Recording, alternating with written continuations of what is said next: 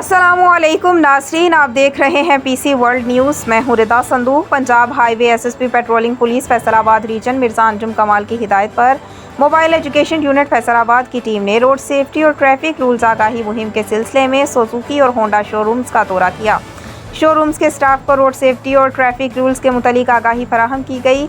इस दौरान incharge mobile education unit sub inspector Rizwan Bhatti ने शोरूम स्टाफ को पेट्रोलिंग पुलिस की हेल्पलाइन 1124 के मुतालिक मुफीद मालूमात देते हुए कहा कि हाईवेज़ पर किसी भी इमरजेंसी या हादसे की सूरत में फौरी तौर पर पेट्रोलिंग पुलिस की हेल्पलाइन 1124 पर कॉल करें। उन्होंने स्टाफ को हिदायत की कि तेज़ रफ्तारी ना करें, गाड़ियों के दरमियान मुनासिब फासला रखें, सीट बेल्ट और हेलमेट का इस्तेमाल करें। उन्हें रोड मार्किंग, लेन और लाइन डिसिप्लिन और दौरान ड्राइविंग मोबाइल फ़ोन के इस्तेमाल के नुकसानात के मुतालिक भी बताया गया।